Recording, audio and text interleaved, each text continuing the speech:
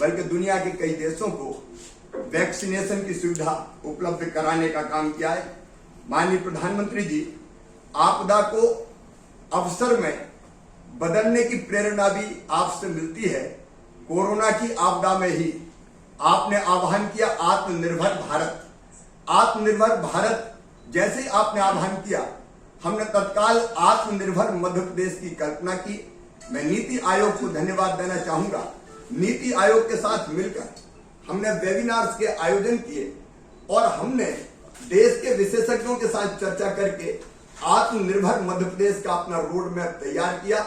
उसके 4 प्रमुख आधार स्तंभ है: भौतिक अधोसंरचना, शिक्षा, स्वास्थ्य, सुशासन, रोजगार और अर्थव्यवस्था। और हमने एक समय सीमा तय की, हर एक डिपार्टमेंट्स को काम बांटा और उस निश्चित समय सीमा में हम अपने उन लक्ष्यों को प्राप्त करने का दिन और रात प्रयास कर रहे हैं। अभी नीति आयोग ने जो 6 सूत्रीय एजेंडा देश के सामने रखा है और मुझे प्रसन्नता है, मैं नीति आयोग को इसके लिए भी धन्यवाद देना चाहूंगा कि उन्होंने राज्यों के साथ व्यापक विचार विमर्श करने के बाद उनकी आवश्यकताएं, प्राथमिकताएं जानकर ये 6 सूत्रीय एजेंडा बनाया है। और केंद्र का बजट भी सचमुच में ये आत्मनिर्भर भारत का बजट है। और एक बात आपने माननीय प्रधानमंत्री जी ने जो कही वो बिल्कुल सही है कि पहले बजट केंद्र का और राज्य का एक साथ आता था तो राज्य काल्पनिक बजट ही प्रस्तुत कर पाते थे, लेकिन हम अपना वास्तविक बजट बना रहे हैं। मैं केवल एक चर्चा अपने साथी मुख्यमंत्रियों से जरूर करना चाहूंगा कि इस बजट की लाइट में हम अपना बजट तो बना रहे हैं, लेकिन कुछ काम हम ऐसे तय कर सकते हैं कि हम कुछ लक्ष्यों को सारा देश एक साथ प्राप्त कर सके।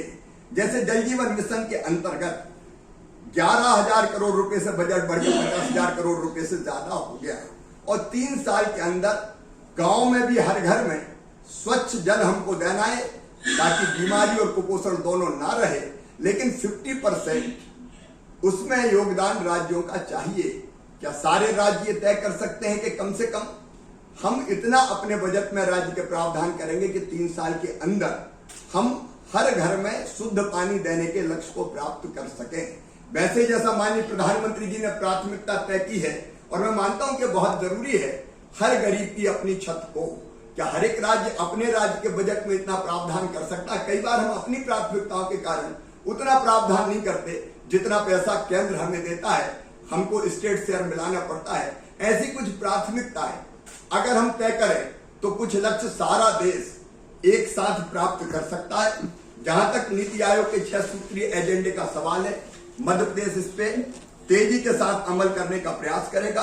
भारत को ग्लोबल मैन्युफैक्चरिंग हब बनाने के लिए, जैसा माननीय प्रधानमंत्री जी ने कहा, ease of doing business, Madhya Pradesh में start your business in 30 days जैसी कल्पना हमने की है।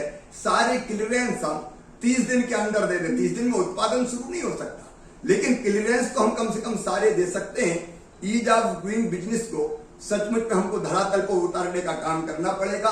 वैसे स्किल्ड मैन पावर बहुत जरूरी है ताकि स्थानीय नौजवानों को हम रोजगार देने का काम कर सकें। मध्य प्रदेश में ग्लोबल स्किल पार्क जैसे प्रयोग हम कर रहे हैं जिसमें 10,000 बच्चों को एक साथ हम स्किल्ड करने का काम कर सकें। जिलों में भी स्वस्थ प्रतिस्पर्धा की आवश्यकता माननीय प्रधानमंत्री जी ने प्रतिपादित की है।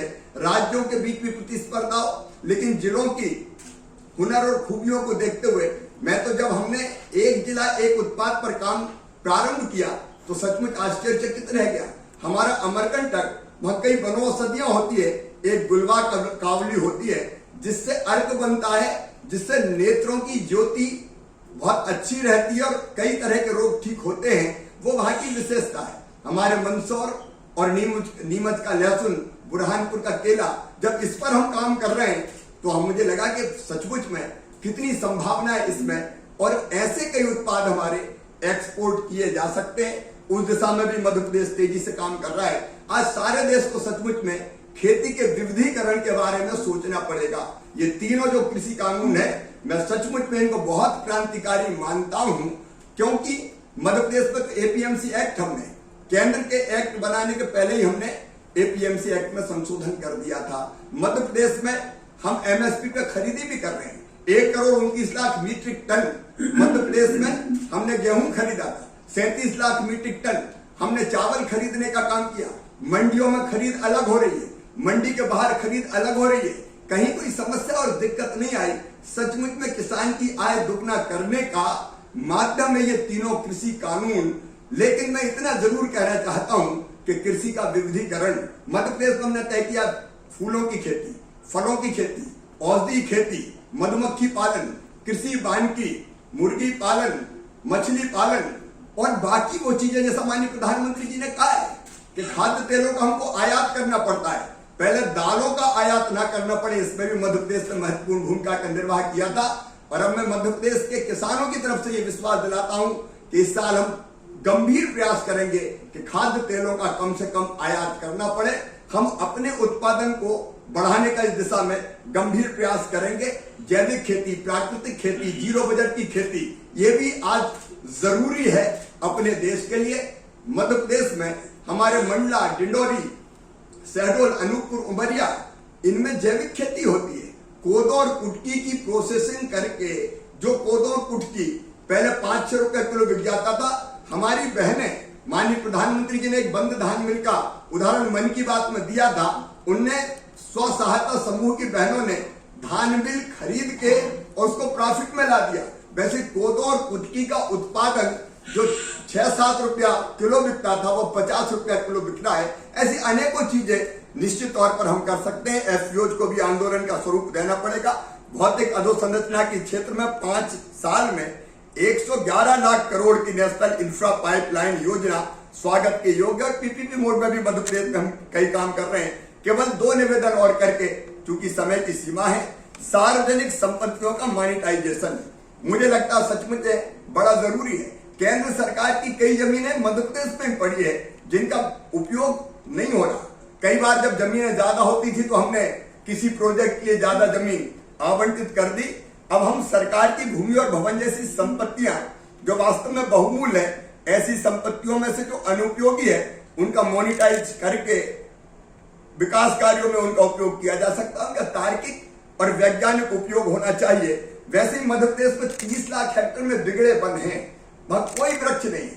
मैं माननीय प्रधानमंत्री जी मुझे ये कहते हुए प्रसन्नता है कि 1,47,000 हेक्टेयर वन क्षेत्र हमने 15 साल में बढ़ाया है। लेकिन हमारे बिगड़े वनों में या तो हम कुछ ऐसी व्यवस्था करें जिससे सोलर पैनल लगा के रिन्यूएबल एनर्जी के माध्यम से ग्रीन एनर्जी उत्पादित करने का काम करें, या निजी निवेश के माध्यम से हम ऐसे वन क्षेत्रों में फिर से वन लगाने का काम कर पाए। शिक्षा और स्वास्थ्य के क्षेत्र में कई इनिशिएटिव लेने की जरूरत है। मैंने माननीय नीति आयोग को लिखित में अपने सुझाव दिए। आकांक्षी जिले हमारे 8 है, लेकिन हमने 50 आकांक्षी ब्लॉक भी तय करके वह काम प्रारंभ कर दिया है। नीति आयोग के साथ हम लगातार उस काम को आगे बढ़ा रहे हैं। सुशासन के क्षेत्र में भी एक पंक्ति कह के, एक अंतिम लाइन कह के मैं अपनी बात समाप्त करूंगा, क्योंकि मैं अनुशासित कार्यकर्ता हूं। माननीय प्रधानमंत्री जी $5 ट्रिलियन का जो टारगेट 24 तक हमको प्राप्त करना अर्थव्यवस्था का, मध्य प्रदेश इस साल 10 लाख करोड़ की जीडीपी के लक्ष्य को पार कर लेगा। और जो 6 सूत्री एजेंडा नीति आयोग ने बनाया है उसको नीचे जमीन पर उतारने में हम कोई कसर नहीं छोड़ेंगे और अपने देश की प्रगति और विकास में बेहतर योगदान देने का प्रयास करेंगे। आपने समय दिया, इसके लिए बहुत बहुत धन्यवाद। प्रणाम।